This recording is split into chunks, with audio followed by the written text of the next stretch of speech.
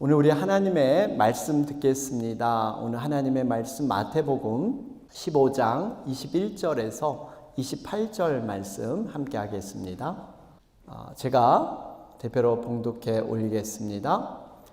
예수께서 거기서 나가사 두로와 시돈 지방으로 들어가시니 가나안 여자 하나가 그 지경에서 나와서 소리질러 이르되 주 다윗의 자손이여 나를 불쌍히 여기소서 내 딸이 흉악하게 귀신 들렸나이다 하되 예수는 한 말씀도 대답하지 아니하시니 제자들이 와서 청하여 말하되 그 여자가 우리 뒤에서 소리를 지르오니 그를 보내소서. 예수께서 대답하여 이르시되 나는 이스라엘 집에 잃어버린 양 외에는 다른 데로 보내심을 받지 아니하였노라 하시니 여자가 와서 예수께 절하며 이르되 주여 저를 도우소서. 대답하여 이르시되 자녀의 떡을 취하여 개들에게 던짐이 마땅하지 아니하니라. 여자가 이르되 주여 올소이다마는 개들도 제 주인의 상에서 떨어지는 부스러기를 먹나이다 하니 이에 예수께서 대답하여 이르시되 여자여 내 믿음이 크도다. 내 소원대로 되리라 하시니 그때로부터 그의 딸이 나으니라. 아멘. 할렐루야. 오늘 우리 네 번째 주일입니다. 오늘 지내고 광고 말씀드린 대로 월요일부터죠. 30일간 우리 자녀와 손주를 위한 집중 중보기도가 시작이 됩니다. 9시에 하게 되는데요. 여러분 부득이하게 이 시간이 안 되시는 분은 따로 또 시간을 내서 우리 함께 기도에 동참해 주셨으면 좋겠습니다. 바라기는 이 기간 동안 우리 자녀들을 모든 형편과 모든 상황을 하나님께 올려드리면서 우리 각자의 자녀들을 향한 하나님의 개별적이고 특별한 이러한 계획, 이러한 뜻을 붙잡는 그런 귀한 시간이 되었으면 좋겠습니다. 오늘은 한 가지 기사를 소개하면서 말씀을 시작하고자 합니다. 미국의 경제 전문지이죠. 이 포브스에서 이 시대에 성공한 사람들, 각 사회 계층의 또 세상의 많은 리더들을 대상으로 그들의 성공 비결이 무엇일까, 공통점이 무엇일까 분석을 해 보았다고 합니다. 그 결과 공통점의 한 가지는 그들이 거의 대부분 얼리버들, 아침형 인간형이었다고 하죠. 그들은 아침 8시 전에 행하는 일상적인 5가지 습관들이 있었습니다. 물론 이 5가지가 모두에게 해당되지는 않습니다. 이 가운데 2-3가지 해당되는 사람들도 있는데 일반적인 그런 유형들을 조사해 보았다고 해요. 첫째가 그날 하기 싫지만 그날 꼭 해야 할 일을 무엇보다 먼저 처리한다고 합니다. 여러분 우리가 보통 하고 싶은 일만 하면서 살 수가 없죠. 해야 할 일이 있어요. 이것을 미뤄서는 안 됩니다. 이것을 먼저 하는 습관이 그들에게 있다고 합니다. 두 번째로는 아침에 운동을 한다고 합니다. 특별히 운동이 어려우면 최소한 걷기라도 아니면 침대 옆에서 맨손 체조라도 아니면 집안을 돌아다니면서 이 아침에 주로 운동을 한다고 해요. 세 번째는 정신 건강을 위한 준비입니다. 몇 분간만이라도 긍정적인 상상, 감사하고 즐거운 생각으로 하루를 시작한다고 합니다. 네 번째는 구체적인 하루의 계획을 세운다고 합니다. 아침에 오늘 무엇을 할까 그 스케줄을 이렇게 적어본다고 해요. 다섯 번째 마지막으로 이 사람들은 아침 식사를 꼭 챙겨 먹는다고 해요. 여러분, 이 아침을 먹는 게 중요합니다. 왜냐하면 이 아침을 먹는 것이 몸이나 머리에 충분한 에너지를 공급하게 되는데 이것이 하루를 집중력 있게 머리를 맑게 하는 그러한 효과가 있다고 합니다. 그래서 공부하는 학생들은 반드시 아침을 먹어야 해요. 그래야 공부하는데 굉장히 효과가 있다고 하죠. 여러분 이렇게 5가지 오전 8시 전에 이루어지는 성공하는 사람들의 습관 여러분 우리들은 몇 가지나 여기에 해당이 될까요? 한 두세 가지만 꾸준히 한다면 여러분 그 자체가 성공한 인생이 아닌가 생각을 해보게 됩니다. 그렇습니다. 여러분 세상에서 성공한 사람들은 뭔가 특별함이 있습니다. 똑같은 하루의 시간을 나름대로 의미 있게 시간을 쪼개서 사용하고 꾸준히 이것을 습관화한다는 것입니다. 이것이 나름대로 그들의 성공 비결이에요. 여러분 그렇다면 크리스찬으로서 믿음으로 성공하고 행복한 가정을 꾸미기 위해서는 어떤 습관을 우리는 지녀야 할까요? 여러분 그것은 기도입니다. 기도하는 습관. 정말 이 기도하는 습관을 우리가 제대로 갖게 되면 우리 인생이 정말 행복한, 우리 가정이 정말 즐거운 가정으로 여러분 만들게 된 줄로 믿습니다. 그러면서 한 가지 더 소개하고 싶은 것은요. 얼마 전에 매년 2만 명, 소비자 2만 명을 대상으로 해서 고객 만족도 이것을 이렇게 조사하는 그러한 것이 있는데요. 이 레스토랑이랑 패스트푸드 이것이 과연 고객들이 볼 때 어느 곳이 제일 만족스러운가? 그런데 그것이 이번에도 칙필레가 이렇게 뽑혔다고 하죠. 여러분 이 칙필레는 무려 8년 동안 연속해서 1위를 차지했어요. 고객 만족도 1위. 여기 이제 화면에 보시면 바로 이런 겁니다. 제가 칙필레를 광고하는 이런 광고 저기는 아닙니다. 그냥 기사에 나서 저랑 전혀 관련이 없는 기업입니다. 여러분 제가 왜 이 소개를 하냐면요.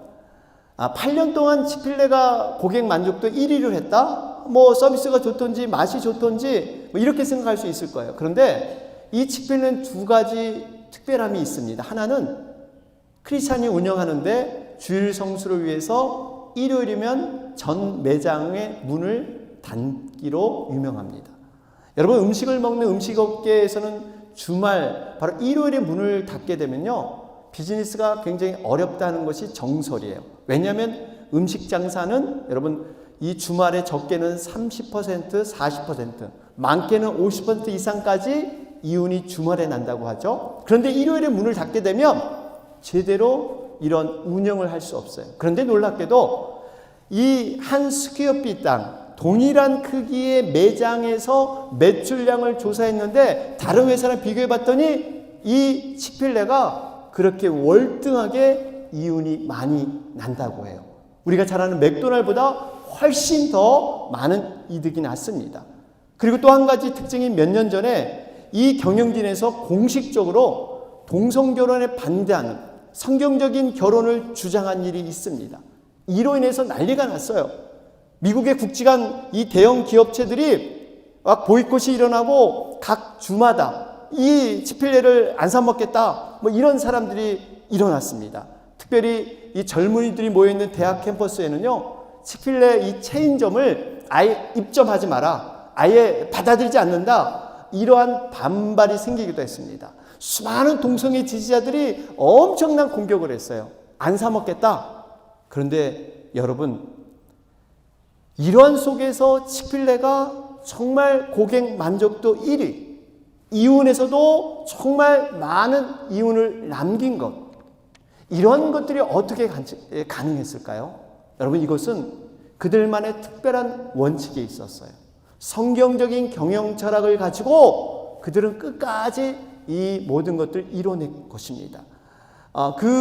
이 칙필레를 창업한 분이 이 트루에 캐시라는 분인데 지금은 그의 딸 이 트루드 캐시 화이트가 주로 운영을 하는데요. 이들은 이렇게 고백을 해요. 우리 칙필레는 닭 사업이 아닙니다. 사람 사업입니다. 피플 비즈니스. 이것이 바로 우리가 추구하는 것입니다. 그러면서 어느 날 이 칙필레가 성공한 것에 대해서 그 딸인 트루드 캐시 화이트한테 어느 기자가 질문을 했어요. 어떤 비결에서 이렇게 성공을 했습니까? 그랬더니 이런 고백을 합니다. 하나님께서 우리 사업을 축복하신다는 사실에 우리는 감사합니다. 이 일에 정말 비결이 있는지 우리는 모르겠습니다. 우리 아버지는 이 사업을 성경적 원칙에 기초하여 세우시고 사업의 결정이 성경적 원칙과 관련이 있다고 느끼셔서 그렇게 한 것뿐입니다. 우리는 단순히 하나님의 말씀을 받았고 그 말씀대로 실행한 것뿐이지 특별한 비결은 없습니다. 이런 고백을 했어요. 그러면서 기도의 삶을 강조했습니다. 모든 일을 하나님께 올려드리며 어렵고 힘들 때마다 하나님의 뜻을 구하기 위해서 그들은 기도했다는 거예요. 정말 이러한 기도가 뒷받침돼서 세상의 통념과 세상의 상식을 뛰어넘고 여전히 고객 만족도 1위로 고객들이 좋아하는 이러한 레스토랑으로 거듭났다는 사실입니다. 여러분, 기도는 이처럼 능력이 있는 줄로 믿습니다. 성경에는요, 여러 믿음의 가정들이 등장을 합니다. 겉으로 보기에는 하나같이 괜찮아 보였습니다. 그러나 자세히 들여다보면 가정마다 자녀들로 인해서 어려움을 겪었어요. 여러분, 인류 최초의 가정인 아담의 가정을 보세요. 형인 가인이 동생인 아벨을 미움과 시기로 질투해서 돌로 쳐 죽였어요. 부모의 마음은 어떻겠어요? 형이 동생을 죽였으니 얼마나 힘들었겠어요. 또 당대의 노아의 가정은 어떻습니까? 행복하기만 했습니까? 노아가 말년에 쌓아놓은 포도가 발효되어서 포도주를 먹겨 그만 추태를 부리게 됩니다. 일부 자녀들은 아버지의 흠을 보게 되죠. 결국 그로 인해서 저주를 받게 됩니다. 노아의 마음이 어떠했겠어요? 물론 자녀가 잘못했지만 그 원인을 제공한 이 자신, 여러분, 노아의 마음은 정말 힘들었을 거예요. 믿음의 조상 아브라함은 어떻습니까? 하나님의 약속을 기다리지 못해서 인간적인 방법으로 이스마엘을 낳게 됩니다. 결국 이스마엘을 들나귀처럼 쫓아내야 되는 이러한 이별의 아픔을 겪어야 했습니다. 또 하나님의 마음에 합한 성군 다윗 왕을 보세요. 부정한 방법으로 낳은 아들이 죽음을 당했습니다. 자신이 낳은 아들에게 생명의 위협까지 받는 반역을 받았어요. 얼마나 힘들었겠어요. 여러분, 세상도 마찬가지예요. 겉으로 보면 그림같이 행복한 가정처럼 보이지만 실상 안으로 들어가 보면 다들 말할 수 없는 어려움들이 있어요. 때로는 아주 힘들고 어려울 때 우리는 흔히들 왜 나만 겪는 고통입니까? 왜 이 시련을 나에게만 줍니까? 생각하는데 이럴 필요가 없다는 거예요. 모든 사람들이 겪는 그러한 고통들을 우리는 단순히 그것을 받고 있을 뿐입니다. 그리고 이것을 이제 나의 짐으로만 질 것이 아니라 하나님께 맡겨야 돼요. 하나님께 올려드려야 될 줄로 믿습니다. 이 모든 문제를 해결하시고 가장 선한 뜻으로 역사하시는 분은 하나님이신 것을 믿음으로 고백해야 합니다. 오늘 본문에 보면 자녀로 인해서 너무나 힘든 삶을 살아간 한 여인이 등장을 합니다. 어머니였습니다. 연약한 자신의 딸을 위해서라면 못할 것이 없는 모든 희생을 감수하겠다는 사랑이 많은 어머니였어요. 그런데 이 어머니는 가나안 출신 이방년이었습니다. 여러분도 아시지만 당시 이방 사람들은 유대인들에게 인간 대접을 받지 못했어요. 유대인들은 자신들이 하나님이 택한 백성이고 저 이방인들은 하나님께 저주받은 백성이다, 지옥의 땔감으로 쓰는 그러한 존재다 무시했습니다. 그래서 늘 이방인들은 열등감이 있었어요. 괜히 유대인 앞에 나가기를 꺼려하는. 그런데요, 오늘 이방인 여인은 이 모든 통념과 상식을 깨고 용기 있게 유대인들이 많이 모인 그곳에 나가게 됩니다. 어떤 이유에서요? 자신의 딸이 흉악한 귀신에 들렸기 때문에, 자신의 딸 때문에. 아마 부모로서 해볼 걸 다 해봤을 거예요. 어떤 방법을 다 동원했을 겁니다. 상담도 여러 번 받아보고 좋은 약도 먹여보고 의사도 만나보고 어떤 신통력 있는 그러한 사람도 만나봤을 겁니다. 그런데 아무런 효과가 없는 거예요. 그러던 가운데 예수님이 지나가신다는 소문을 듣고 귀신 들린 자신의 딸을 살려보겠다는 그 일념으로 예수님 앞에 나왔습니다. 모든 자신의 형편과 처지를 뛰어넘고 예수님 앞에 애원하고 있는 거예요. 그런데 이것이 웬일입니까? 여러분, 예수님께서 평상시와는 다르게 이 여인을 대하는 거예요. 물론 이 여인의 믿음의 진정성을 시험해 보기 위해서. 여러분, 그 여인을 무시하지 않습니까? 자신은 이스라엘 사람만 돌보러 왔지 이방 사람 위해서 온 것이 아니다. 너희는 마치 개와 같은 존재이다. 개가 감히 어떻게 주인의 상에 있는 것을 넘보지 않는데 너는 이런 일을 할 수 있느냐? 여러분, 여인의 입장에서는 너무나 기가 막힌 그러한 모습이었습니다. 예수님이라면 적어도 편견 없이 도와줄 거라는 생각에서 용기를 내어 나왔는데 정작 자신은 개 취급을 받는 무시당하는 형편을 맞이한 거예요. 그런데 이 여인이 놀라운 것은 여러분, 개로 취급받았지만 물러서지 않았어요. 포기하지 않았습니다.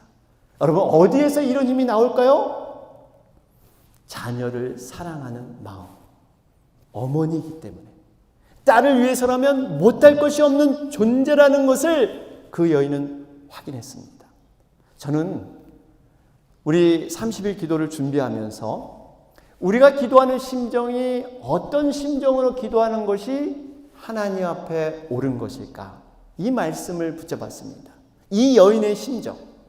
우리가 개로 취급을 받아도 우리 자녀를 위해서라면 내가 하나님 앞에 간구합니다. 애원합니다.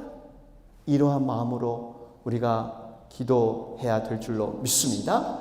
오늘 본문에 나오는 이 어머니의 마음은 어떤 마음이에요? 첫 번째로 보면 자녀의 문제, 어려움의 고통을 내 것처럼 여기는 마음이에요. 내 것처럼. 자녀의 문제가 아니에요. 내 문제로.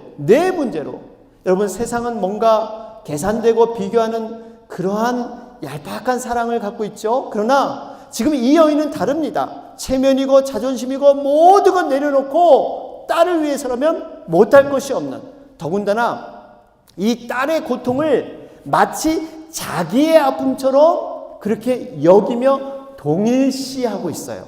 여러분, 여인의 기도의 내용이 뭐예요? 이렇게 기도하죠. 주 다윗의 자손이여 나를 불쌍히 여기소서. 나를 불쌍히 여기달래요. 내 딸을 불쌍히 여기는 게 아니라 나를. 남이 들으면 이 여인이 무슨 문제가 있나 보다. 이 여인이 정말 어제 극박한 상황이 있나 보다. 이렇게 생각했을 거예요.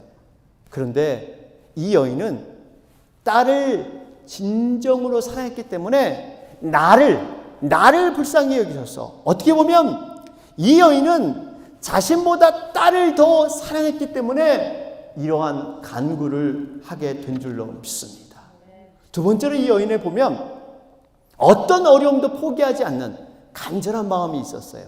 22절에 보니까 여자가 예수께 절하면서 자신을 도와달라 하니까 예수님의 반응이 냉담했죠. 강곡한 호소에도 예수님은 단 한마디 대꾸도 없으셨어요. 보다 못한 제자들이 예수님께 요청을 합니다. 그 여자가 뒤에서 소리를 지르니 빨리 어떻게 좀 보냈으면 좋겠습니다. 여인의 강곡한 부르짖음이 얼마나 컸던지 제자들이 귀찮아할 정도로 주의를 소란케 했습니다. 어떤 식으로든지 대강 반응해서 빨리 보내라는 것이 제자들의 요청이었어요. 여러분, 얼마나 그 무시감이 컸겠어요? 주위 사람들이 술렁거리면서 이 여자가 뭐냐? 도대체 어떤 정말 정신없는 여자가 여기 나타났냐? 그럴 때 예수님께서 드디어 입을 여시잖아요. 그 자존심을 찌르는 아주 정확한 말씀을 하세요. 자녀의 떡을 취하여 개들에게 주는 것이 마땅하지 않다. 결정적인 그러한 결정타를 예수님이 내미십니다.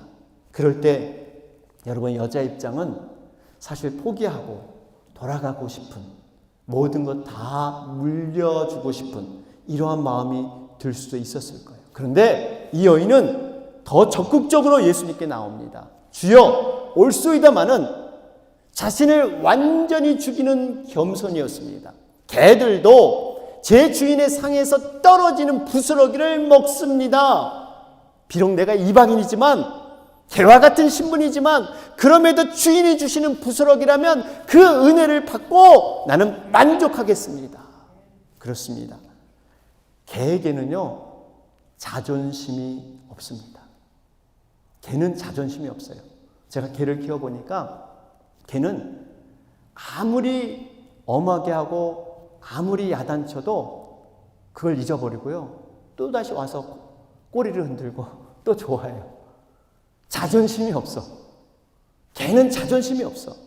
그저 주인이 해주는 대로 살아가고 그 주인의 처부만 바라보고 주인의 눈만 바라보고 주인의 손끝만 바라보는 것이 개의 특징입니다.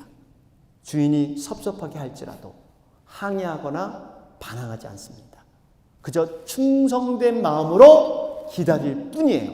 사랑하는 여러분, 우리 모두 이 개에게서 지혜를 배워야 될 줄로 믿습니다. 한번 주인은 영원히 죽기까지 충성하는 것이 바로 개의 모습입니다.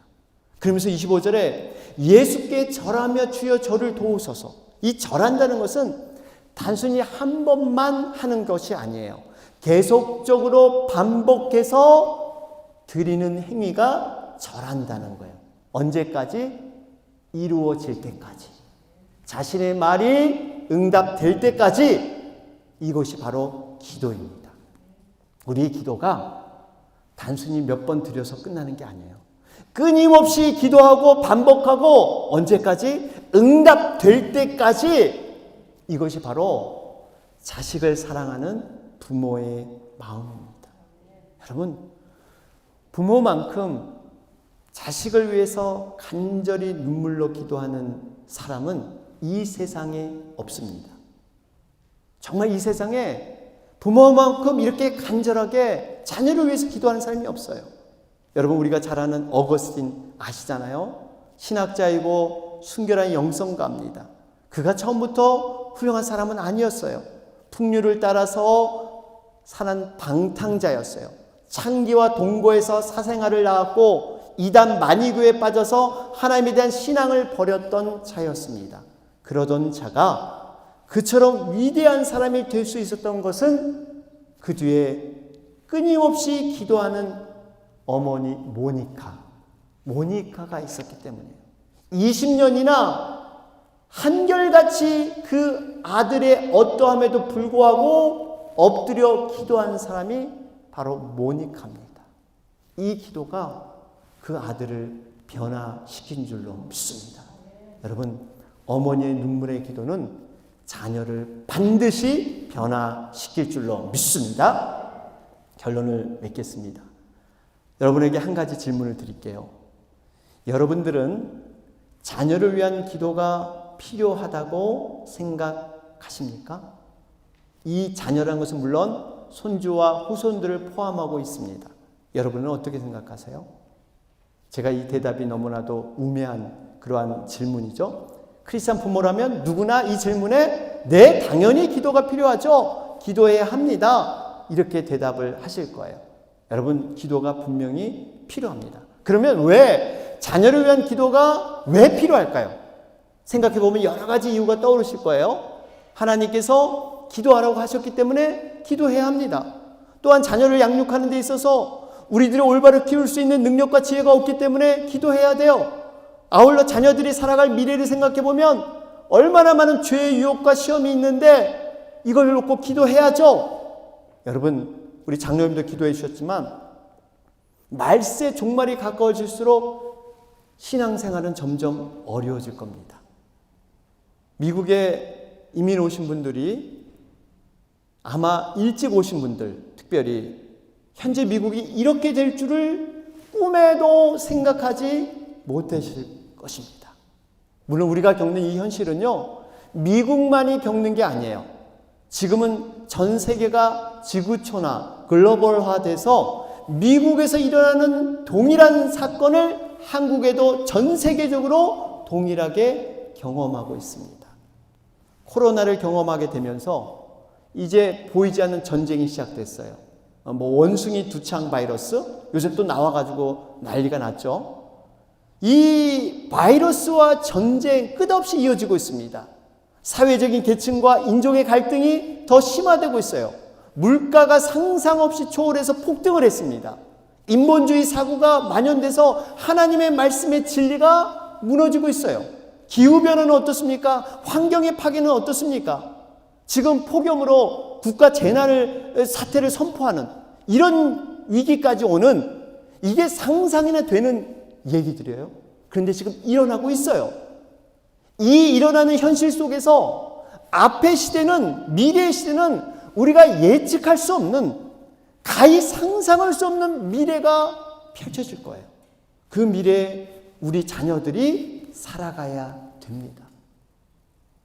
이 상황에서 우리가 하나님께 매달려 기도하지 않을 수 없는 그러한 우리의 모습을 보게 되는 것이죠. 그렇습니다. 우리가 기도해야 합니다. 여러분, 기도 자체가 중요하고 능력의 근원이 되지만 무엇보다 자녀를 위한 기도가 필요한 가장 중요하다는 것은 우리가 완전하지 않다는 거예요. 생각해 보세요. 기도는 내가 부족하기 때문에 누군가의 도움을 구하는 거예요.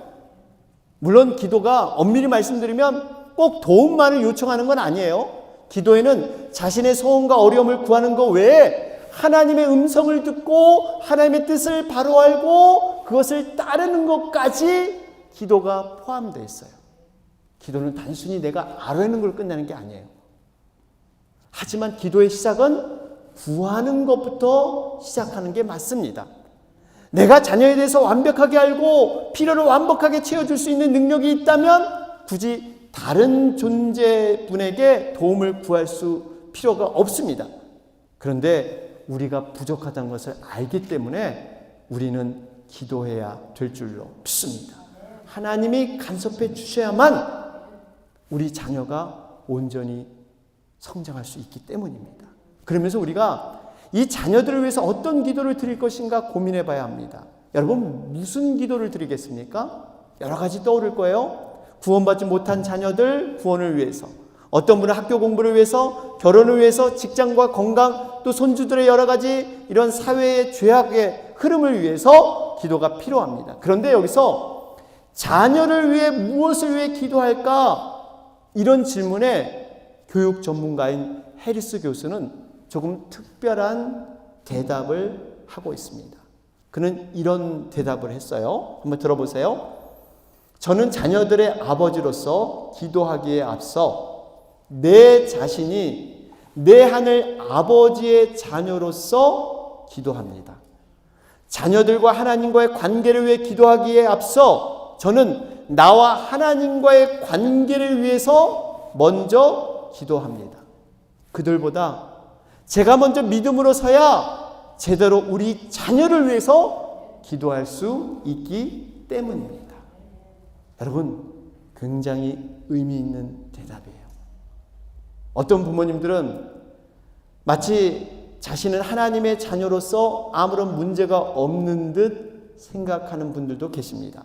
우리가 자녀를 키워보았지만 이 자녀를 잘 키워보겠다는, 정말 자녀를 잘 양육하겠다는 생각이 앞서다 보면 어떠한 바람이 있고 어떠한 기준이 있습니다.